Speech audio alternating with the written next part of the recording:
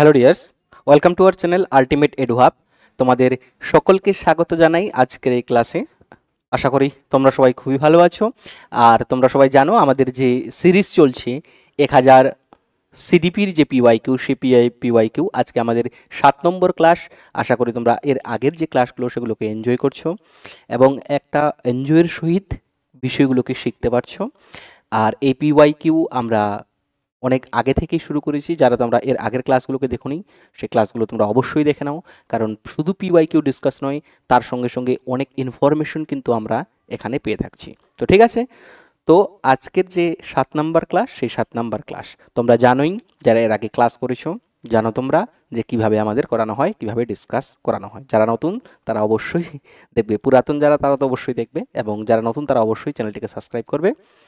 ঠিক আছে, সো আমাদের আজকের ক্লাস 7 নাম্বার ক্লাস, এবং এই 7 নাম্বার ক্লাসে আমাদের প্রথম যে কোশ্চিন, সেই কোশ্চিন নিয়ে আমরা ডিসকাস করি। ঠিক আছে, সো প্রথম কোশ্চিন হচ্ছে মনোসমীক্ষণবাদের জনক বা সিস্টেমের জনককে। একটা কথা মাথায় রাখো, যেহেতু এটা পিওয়াইকিউ করছি, সেহেতু কিছু কিছু দুই একটা কোশ্চিন রিপিট হতে পারে এর আগের থেকে। এই কারণের জন্যই যে পিওয়াইকিউতে যেরকম এসেছে, যেরকম আমরা পিওয়াইকিউর কোশ্চিনও রিপিট পেয়ে থাকি, তো এই জন্যই। ঠিক আছে, যেরকম এই কোশ্চিনটা একটু রিপিট কোশ্চিন, বাকি অন্যান্যগুলো নেই, নয় দুই একটা কোশ্চিন রিপিট থাকবেই। এই কারণের জন্যই, কারণ এটা পিওয়াইকিউ। হলো, সো মনোসমীক্ষণবাদের সিস্টেমের জনক কে? উডসওয়ার্থ, সিগমুন্ড ফ্রয়েড, জাং, যেটাকে জুং বা জাং বলো, জাং ধরেছে সেটাও বলবো, আসলে একজন মনোবিজ্ঞানীর নাম। জে এস, এই জনের মধ্যে, এই চারজনের মধ্যে তোমাদেরকে বলতে হবে যে কে মনোসমীক্ষণবাদের জনক, যেটাকে সাইকো অ্যানালাইটিক সিস্টেম বলা হচ্ছে, বা সাইকোঅ্যানালিটিক থিওরি আমরা অনেক সময় বিশেষ করে বলে থাকি। এবং এটা তোমরা আশা করি পড়েওছো, যদি না পড়ো তো কোনো সমস্যা নাই, ক্লাসে একদিন নিয়ে নেওয়া হবে। ঠিক আছে, সো আমরা জানি এটা হচ্ছে আমার কি, সিগমুন্ড ফ্রয়েড। কে? Sigmund Freud. কে এটা? এটা হচ্ছে আমাদের সিগমুন্ড ফ্রয়েড। বুঝতে পারলে, এটা হচ্ছে আমাদের Sigmund Freud. Option number B is the correct answer. আচ্ছা, বাকিদের একটু আমরা দেখে নিচ্ছি, যারা খুব ফেমাস মনোবিজ্ঞানী। উডওয়ার্থ, SOR, যেটা স্টিমুলাস অবজারভেশন, স্টিমুলাস এবং রেসপন্সের বলছেন।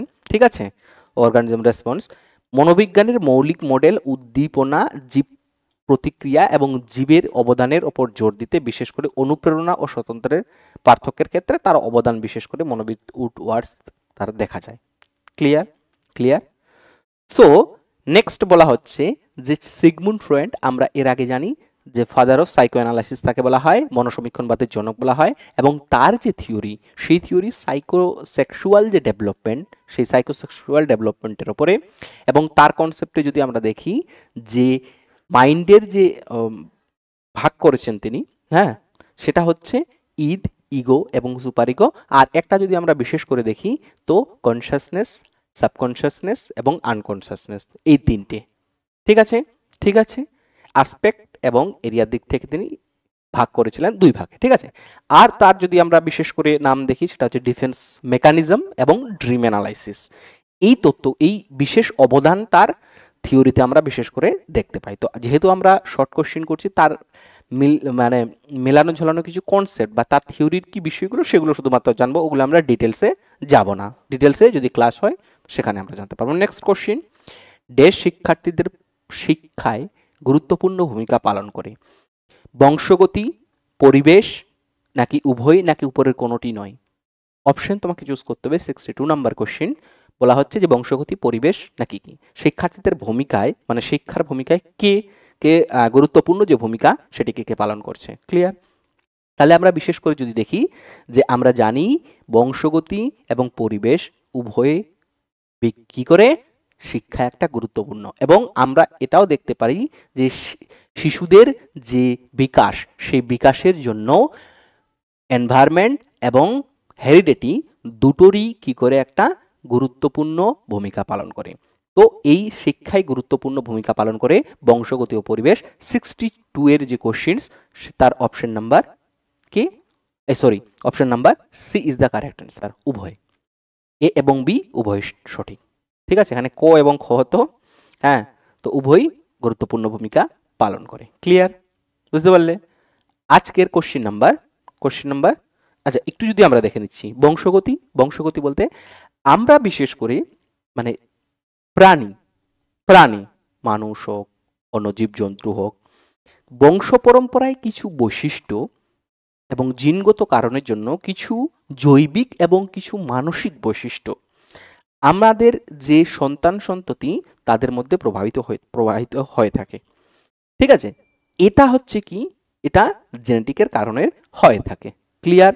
সো আমরা যদি লাইফ সায়েন্সের দিক থেকে দেখে থাকি তাহলে তার যে শারীরিক বৈশিষ্ট্য, সেই শারীরিক বৈশিষ্ট্য কিন্তু তার পূর্বপুরুষের সঙ্গে কিছুটা মেল খায়, কিন্তু শারীরিক বৈশিষ্ট্যের সাথে সাথে আমরা যদি দেখি তার মানসিক কিছু বৈশিষ্ট্য, সেই বৈশিষ্ট্য কিন্তু পূর্বপুরুষদের কাছ থেকে পাওয়া এবং মেল খায়।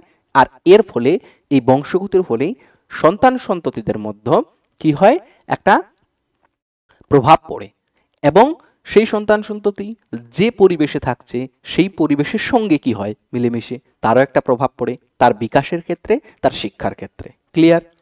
সো যদি বংশগতি আমরা বিশেষ করে দেখি, দুটো আমি বললাম, একটা হচ্ছে বায়োলজিক্যাল হেরিডিটি, যেটা গঠন, আকৃতি, গায়ের মানে কালার, চুল, চোখের রং ইত্যাদি আমরা বংশগতিগতভাবে বিশেষ করেও দেখতে পারি। মানসিক বংশগতি যদি একটু দেখতে চাই, তাহলে সেটা কি বলা হচ্ছে, যে মানসিক আমরা কি দেখব, কগনিটিভ, তার প্রজ্ঞ, বুদ্ধি, এইগুলো কিছুটা সন্তান সন্ততিদের মধ্যে বংশগতভাবে প্রভাব পড়ে। ঠিক আছে, প্রত্যক্ষ বংশগতি বলতে কি, যে মানসিক প্রভাবটা হচ্ছে তোমার বাবা মার কাছ থেকে ডাইরেক্ট পাচ্ছে। আর যেটা পরোক্ষ বংশগতি বলা হচ্ছে, একটি শিশু যখন তার পূর্বপুরুষ, বাবা মা ছাড়া দাদু, দিদা, নানা, হ্যাঁ, তার পূর্বপুরুষদের কাছ থেকে কোনো একটা বৈশিষ্ট্য পাওয়া যাচ্ছে, সেটা। ক্লিয়ার? ক্লিয়ার? একটা আমার এই মুহূর্তে মনোবিজ্ঞানীর নাম মনে পড়ছে না, কিন্তু তিনি ভাগ করেছেন যে কত, মানে পার্সেন্টটা একটা দিয়েছেন আর কি, যে 50% বৈশিষ্ট্য পিতামাতার কাছ থেকে আসে, 25% বৈশিষ্ট্য দাদু, দিদা, নানাদের কাছ থেকে আসে, এবং মানে তার থেকে 12.5% যদি দেখে থাকি, সেটা তার বাবার দাদু দিদার কাছ থেকে সন্তান সন্ততি বা বংশ পরম্পরায় সেটাকে কি হয়ে যায়, একটা মানে প্রবাহিত হতে থাকে। ক্লিয়ার? কোশ্চিন নাম্বার নেক্সট 64, আজকের 63 নাম্বার কোশ্চিন বলা হচ্ছে, জ্ঞানীয় বিকাশের অর্থ কি? অর্থাৎ আমরা বিভিন্ন ধরনের বিকাশ দেখি, মেন্টাল ডেভেলপমেন্ট, মানসিক বিকাশ, কগনিটিভ ডেভেলপমেন্ট, ফিজিক্যাল ডেভেলপমেন্ট। তো এগুলো হচ্ছে ডেভেলপমেন্টের কোনো কোনো বইতে আমরা টাইপসও পাবো, এবং কোনো কোনো বইতে আমরা এগুলো একটা আসপেক্ট, এগুলো দিক হিসাবে নির্ধারণ করা হয়, যে হিউম্যান ডেভেলপমেন্টের দিক এবং টাইপস দুটোকেই বলা হয়, কিন্তু আসপেক্টটাকে বেশি গুরুত্ব দেওয়া হয়, টাইপসটাকে কম। কথাটা বুঝতে পারলে? তাহলে বেশিরভাগ বইতে আসপেক্টও পাবে এবং তুমি টাইপসও পেয়ে থাকবে, তাই কনফিউশন হবে না। So cognitive development means cognition that means বলা হচ্ছে জ্ঞান, জ্ঞানীয়। জ্ঞান মিনস নলেজ, হলো নলেজ। তো নলেজের বলতে বলা হচ্ছে যে জ্ঞানীয় বিকাশের অর্থটা কি? প্রাপ্ত ইন্দ্রিয়গত তথ্যের রূপান্তর, প্রাপ্ত তথ্যের বিশ্লেষণ ও বিস্তার, এলাবোরেশন অফ রিসিভ ইনফরমেশন, অর্থাৎ যে ইনফরমেশনটা আমরা পেয়ে থাকি, তথ্যটা আমরা বাইরের জগৎ থেকে পেয়ে থাকি, তার বিশ্লেষণ এবং বিস্তার, নাকি তথ্য সংরক্ষণ এবং পুনরুদ্ধার, অর্থাৎ তথ্যটাকে মেমোরিতে ধরে রাখা, আমাদের মাইন্ডের স্মৃতিতে ধরে রাখা, এবং সেটাকে পুনরুদ্ধার মানে হচ্ছে কি করা, পুনরায় উপস্থাপন করা। এবং বলা হচ্ছে উপরের সবগুলি। জ্ঞানীয় বিকাশের অর্থ বলতে কি বোঝানো হচ্ছে? দেখো, এই যে সবগুলোই যদি তুমি দেখো না, প্রাপ্ত ইন্দ্রিয়গত তথ্যের রূপান্তরণ মানে ইন্দ্রিয়ের মাধ্যম থেকে আমরা তথ্য পাচ্ছি, আমরা চক্ষু থেকে দেখি, নাকের মধ্যে দিয়ে স্মেল পেয়ে থাকছি, টাচ করে বুঝতে পারছি এটা গরম নাকি, তো এটা একটা আমরা কি গরম নাকি, এটা একটা অনুভূতি, এবং ইটস রিলেটেড টু, এটা কার সাথে সম্পর্কিত, হিউম্যানস, মানে মাইন্ডের সাথে সম্পর্কিত। মাইন্ডে, ব্রেনে আমাদেরকে যখন আমরা গরম বস্তুতে হাত দিচ্ছি, ত্বকের মাধ্যমে সেটা ব্রেন সেলসে যাচ্ছে, হ্যাঁ, ব্রেন সেলসে যাচ্ছে, ত্বক অনুভূতি করছে, ব্রেন সেলসে যাচ্ছে, ব্রেন বলছে এটাকে গরম। ক্লিয়ার? ক্লিয়ার? বুঝতে পারলে? ক্লিয়ার? তারপরে আমার কি হচ্ছে, একটা রিফ্লেক্সিভ অ্যাকশন হচ্ছে। সো এগুলো সংরক্ষণ করা, এবং সেই তথ্যটা, এই যে আমি তোমাদেরকে এই বিষয়বস্তুগুলোকে বলছি, তাহলে আমিও আমার কি করছি, আমার যে প্রিভিয়াস নলেজ, সেই প্রিভিয়াস নলেজ থেকে, আমার তথ্য থেকে আমি সেটাকে পুনরুদ্ধার করে তোমাদের সেটাকে বলছি। তো বলা হচ্ছে সেটাই তথ্য সংরক্ষণ। তাহলে উপরের সবগুলি, বিস্তার, সংরক্ষণ, এগুলো টোটালটাকেই বলা হচ্ছে একটা কগনিটিভ ডেভেলপমেন্ট। জ্ঞানীয় বিকাশের অর্থ এই সবগুলোই। ক্লিয়ার? নেক্সট কোশ্চিন নাম্বার 64, গর্ভধারণ থেকে জন্ম পর্যন্ত পর্যায়কে কি বলা হয়? প্রসবপূর্ব, জন্মপূর্ব, শৈশবকাল, পরবর্তী শৈশব, প্রাক কৈশোর, prenatal, infancy, letter childhood, pre adolescence. তাহলে কি বলা হয়? 64 নম্বর কোশ্চেন বা 64 নম্বর কোশ্চেন্স বলা হচ্ছে যে what is the stage called from conception to birth, মানে একজন বাচ্চা মানে গর্ভে শুরুর দিন থেকে এবং জন্ম আগে অবধিটাকে কি বলা হয়? আমরা জানি এটাকে বিশেষ করে প্রসব পূর্ব বা জন্মপূর্ব সময়কাল বলা হয়। এবং এখানকারও কটা ভাগ আছে, এর আগে ক্লাসে আমরা দেখেছি প্রিনেটাল, প্রিনেটাল পিরিয়ড, এবং প্রিনেটাল পিরিয়ডেরও কয়েকটি ভাগ আছে, জেনিটাল।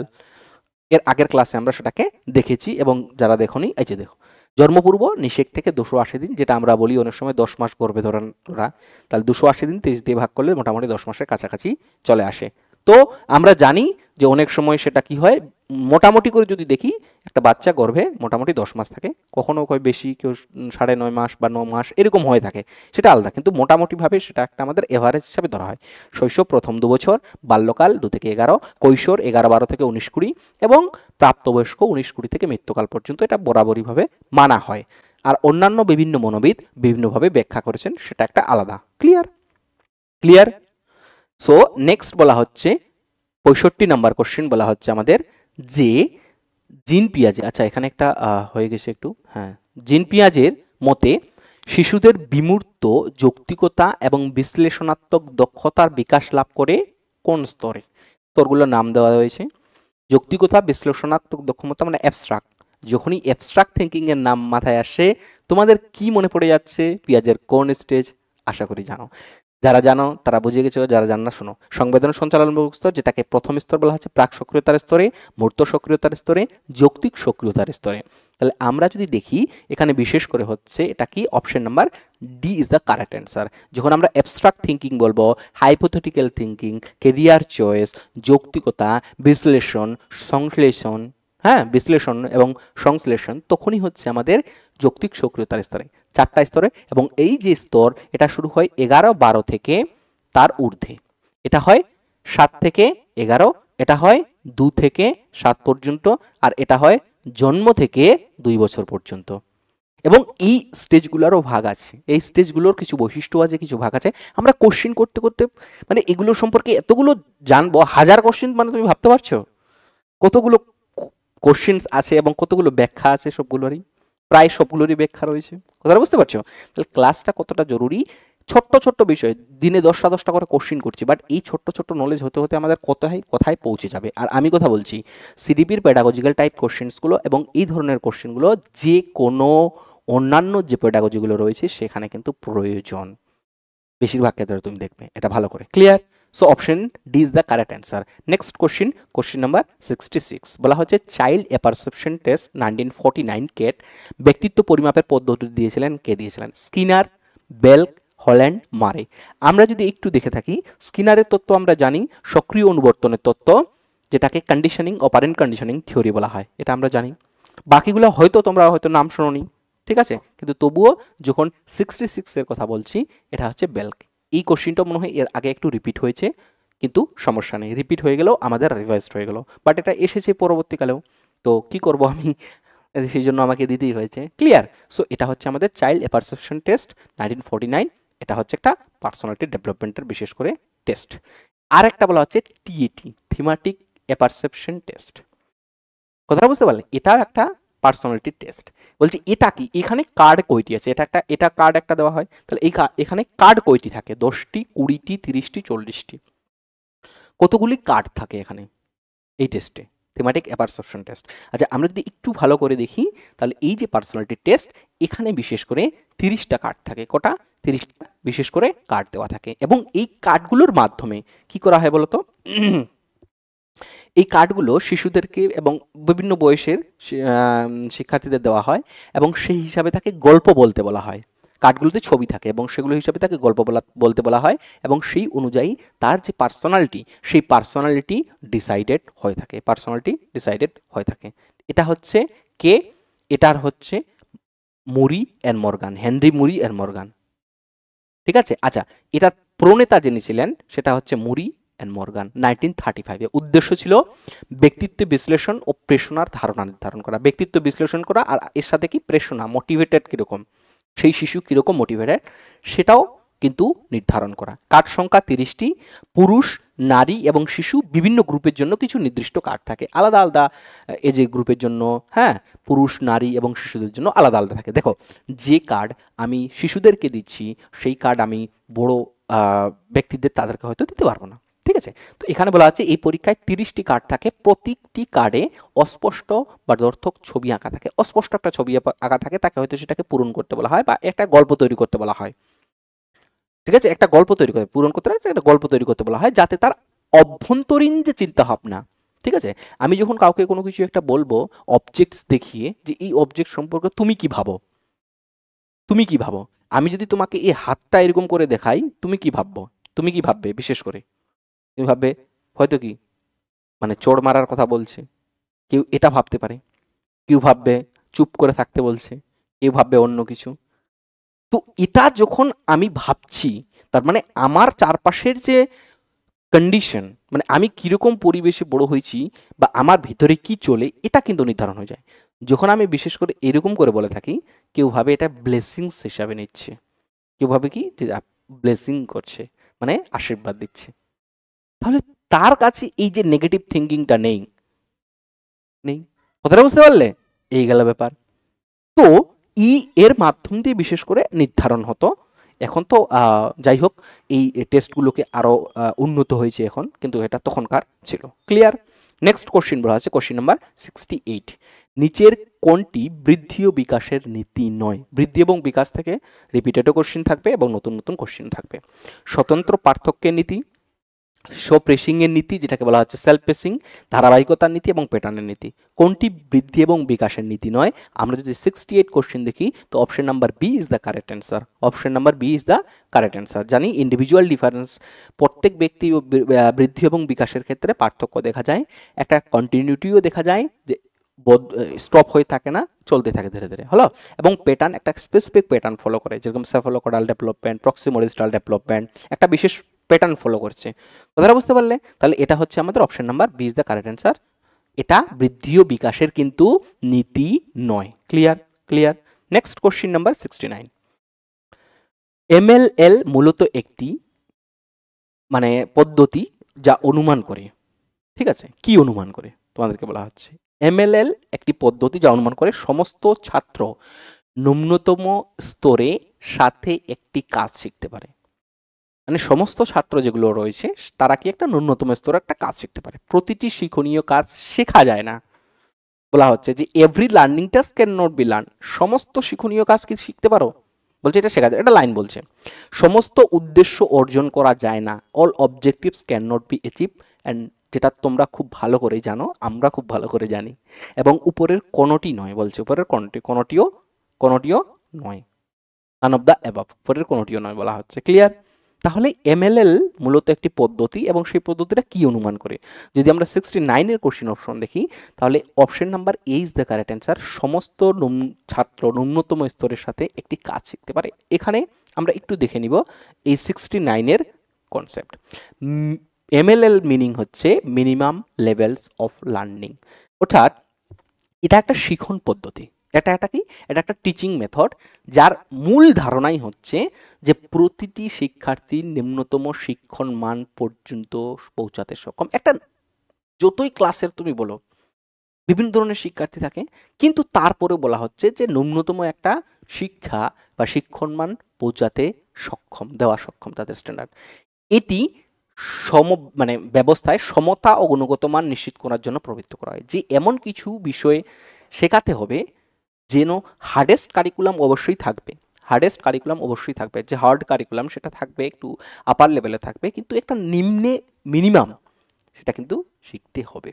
সো উদ্দেশ্য হচ্ছে প্রতিটি শিক্ষার্থী যেন মৌলিক দক্ষতা, যেমন পড়া, লেখা, গণনা ইত্যাদি, যেরকম আমরা বলি foundational literacy and numeracy grade 3 অবধি, যে গ্রেড 3 অবধি কিন্তু শিশুদের মানে সংখ্যা নাম্বারের গণনা কিন্তু এনইপি 2020-তে বলা হচ্ছে যে বিশেষ করে আমার যতদূর মনে পড়ছে গ্রেড 3 অবধি, কিন্তু যদি আমার ভুল হয় তোমরা কারেক্ট করে দিবে, কিন্তু এই মুহূর্তে মনে পড়ছে আমার 3 অবধি, যে এবং 2026-এর মধ্যে এটা কমপ্লিট করতে হবে যে যতগুলো শিশু রয়েছে তাদের গ্রেড 3 পর্যন্ত আসাকালীন কিন্তু তাদের যে মৌলিক দক্ষতা মানে পড়ালেখা, এই তিনটে গণনা, অন্তত এই তিনটা যেন তাদের দক্ষ হয়ে ওঠে।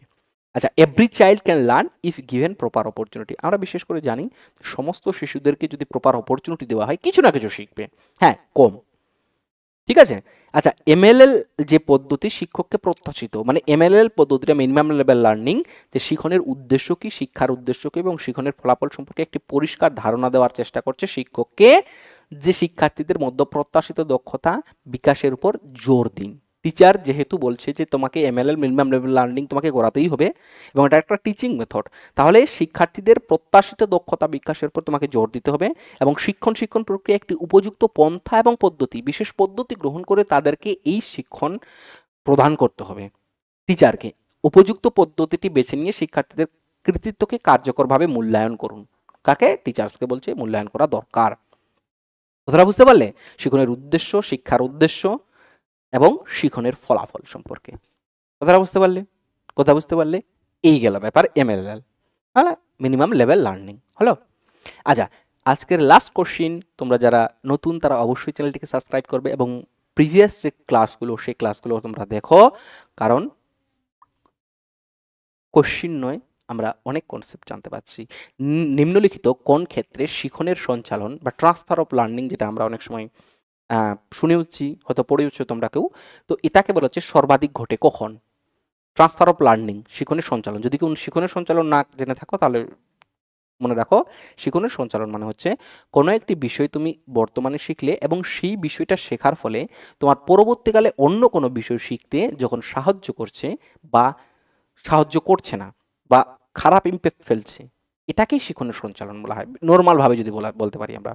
তো বলছে কোন ক্ষেত্রে শিক্ষণের সঞ্চালন, মানে এই শিক্ষণের সঞ্চালনটা কোন সময় সব থেকে বেশিরভাগ ঘটে? মুখস্থ করায় যদি আমরা মুখস্থ করি, যদি জেনারেলাইজেশন করি বা সাধারণীকরণ করি, যদি ধারণা গ্রহণ বা পারসেপশন প্রত্যক্ষণ করি সেই সময়, নাকি অভ্যাস হ্যাবিট ফরমেশনের সময়, হ্যাঁ অভ্যাস গঠন যদি করে থাকি, তাহলে এই শিক্ষণের সঞ্চালন সব থেকে বেশি বিশেষ করে হয়ে থাকে। তাহলে একটা কথা মাথায় রাখো, যখন শিক্ষণের সঞ্চালনের কথা বলছে তখন যদি আমার সব থেকে বেশি শিক্ষণের সঞ্চালন তখনই হবে যখন আমি বিশেষ করে কয়েকটা কনসেপ্ট শেখার পরে সেইটা সম্পর্কে একটা ব্রড জেনারেলাইজেশন, মানে আমি সেটাকে ব্রড এরিয়াতে এমপ্লিফাইড করতে পারছি আমার লাইফে এবং অন্যান্য জায়গায়। হ্যাঁ, সাধারণীকরণের মানে অ্যাকচুয়ালি রিসার্চের দিক থেকে দেখলে একটু আলাদা, কিন্তু সেলফের দিক থেকে যদি তুমি বিশেষ করে দেখতে চাও তাহলে তোমার যে নলেজ বিশেষ করে সেই নলেজটা যখন তুমি ইউটিলাইজেশন বিশেষ করে করতে পারছো। ক্লিয়ার? সো বলা হচ্ছে সাধারণীকরণ। আচ্ছা, ট্রান্সফার অফ লার্নিং বলতে একটি পরিস্থিতিতে আমি বললাম অর্জিত জ্ঞান দক্ষতা অন্য একটি পরিস্থিতিতে প্রয়োগ করা। তো অন্য পরিস্থিতিতে কখন প্রয়োগ করতে পারবো? যখন আমার কোনো শিক্ষণীয় বিষয়ে সাধারণীকরণ হবে, শিক্ষণীয় বিষয়টিকে সাধারণীকরণের ক্ষমতা জাগ্রত মানে হবে আমার। সাধারণীকরণের ক্ষমতা বলতে আমি সেটাকে বাইরের কোনো জায়গায় অ্যাপ্লিকেশন করতে পারছি আমার যে শিক্ষণীয় বিষয়, সেই শিক্ষণীয় বিষয়টা। তো যদি অ্যাপ্লিকেশন করতে চাই তাহলে সেই নলেজ সম্পর্কে সেই কনসেপ্ট সম্পর্কে আমাদের বিশেষ নলেজ প্রয়োজন এবং সেটা অ্যাক্টিভিটির মাধ্যমে বিভিন্ন মিনিংফুল লার্নিংয়ের মাধ্যমে শেখা প্রয়োজন। ক্লিয়ার? সো জেনারেলাইজেশন বিশেষ করে বলছে প্রক্রিয়ায় শিক্ষার্থী শিক্ষিত ধারণাকে নতুন প্রেক্ষাপটে, আমি যে বললাম প্রয়োগ করতে পারছি, আমি শিক্ষণীয় বিষয়ে আমি প্রয়োগ করতে পারছি। ঠিক আছে, আমাদের সবার লাইফের সমস্যা আলাদা, হয় কি না? কিন্তু শিক্ষা আমরা একটাই পাচ্ছি স্কুলে, তো শিক্ষা একই পাচ্ছি, কিন্তু আমরা আমাদের লাইফের যে প্রবলেমগুলোকে সেগুলোকে সমাধান করতে পারছি সেই শিক্ষা অর্জন করার পর। বিশেষ করে জেনারেল যদি আমরা বলতে চাই যে প্রবলেম, তাহলে সেটা আমরা সমাধান করতে পারছি, কিন্তু একই এডুকেশন সবাইকে দেওয়া হচ্ছে, সবার প্রবলেম আলাদা কিন্তু হচ্ছে। এটাও একটা বিষয় যে হ্যাঁ, সেখান থেকে তুমি জেনারেলাইজেশন করতে পারছো, তোমার শিক্ষিত ধারণাটা একটা নতুন প্রেক্ষাপটে প্রয়োগ করতে পারছো, নতুন নতুন পরিস্থিতিতে প্রয়োগ করতে পারছো। আচ্ছা, এটাও ভাবে বলা হয় যে একজন শিক্ষার্থী গণিতের অনুপাত শিখে সে বিজ্ঞানে বা অর্থনীতিতে প্রয়োগ করতে পারছে। ঠিক আছে, তুমি তোমার শিক্ষণীয় বিষয় তুমি তোমার সোসাইটিতে গিয়ে সেটাকে ডেভেলপমেন্ট করাতে পারছো। আচ্ছা, মেমোরাইজেশন মানে মুখস্থ করা, পারসেপশন প্রত্যক্ষণ শুধুমাত্র বস্তু বা কোনো একটি পারসেপশন যখন বলছি তখন একটু বস্তুর ঘটনার বা ধারণা গঠন শুধু করার চেষ্টা করছি, আমরা পারসেপশন করছি, ভালো করে দেখছি। ঠিক আছে, টু সি মানে দেখা, পারসেপশন প্রত্যক্ষণ করছি, বিশেষ করে বিষয়বস্তুর সম্পর্কে একটা ধারণা নেওয়া। আর হ্যাবিট ফরমেশন যখন একটা নির্দিষ্ট আচরণের পুনরাবৃত্তি হবে নতুন বস্তুতে প্রয়োজন, মানে একটা আচরণ তুমি করেছো এবং সেটা পুনরাবৃত্তি হচ্ছে বারবার, ঠিক আছে, পুনরাবৃত্তি হচ্ছে, সেটা হ্যাবিট ফরমেশন। ক্লিয়ার?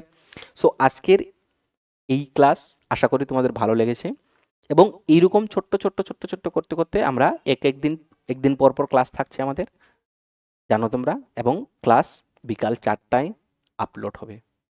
ঠিক আছে, সেই ক্লাস তোমাদের শিডিউল করা আছে এবং তোমাদের ক্লাস পেয়ে থাকবে। তো 10 মিনিট দিনে, 20 মিনিট, 15 মিনিট কোনো একটা বড় ব্যাপার নয়। এই 10 মিনিট 15 মিনিট অল্প অল্প অল্প অল্প একটু করে করতে করতে করতে করতে তোমার যে নলেজ, সেই নলেজটা কোন লেভেলে পৌঁছে যাবে সেটা তুমি বুঝতে পারো। অন্য কোনো বিষয় নিয়ে আলোচনা নয়, একটা বিষয়ের মতো বোঝা দরকার, নাকি সেই বিষয়টা নিয়ে শুধুমাত্র এইরকম একটা বড় ধারণা। কোনো বড় ধারণা প্রয়োজন নেই, যতটুকু প্রয়োজন ততটুকু।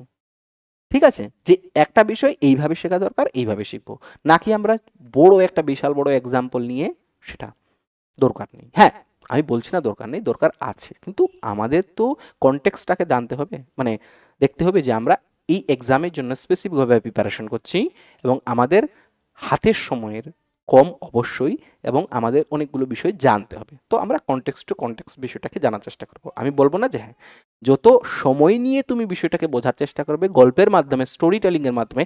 দেখো, আমি তোমাদেরকে এই বিষয়টা ট্রান্সফার অফ লার্নিং অন্যভাবে আধা ঘন্টা 1 ঘন্টা ধরে আমি এটাই বোঝাতে পারবো, আমি তো এইটুকু বলছি গল্পের মাধ্যম দিয়ে, কিন্তু সময় সেটা না, সময় আমাকে সেটা পারমিশন দিচ্ছে না, কারণ সেটাকেও আমাদের দেখতে হবে। ক্লিয়ার? সো এইভাবে ধীরে ধীরে ধীরে ধীরে তোমাদের যে ডেভেলপমেন্ট সেটা হতে থাকবে। ধন্যবাদ, দেখা হচ্ছে তোমাদের সাথে নেক্সট ক্লাসে। আর অবশ্যই শেয়ার করিও সবাই, এবং লাইক করিও, আর তোমাদের যে কোনো কমেন্ট আছে সেটা কিন্তু কমেন্ট বক্সে জানাই। ধন্যবাদ, দেখা হচ্ছে তোমাদের সাথে নেক্সট ক্লাসে।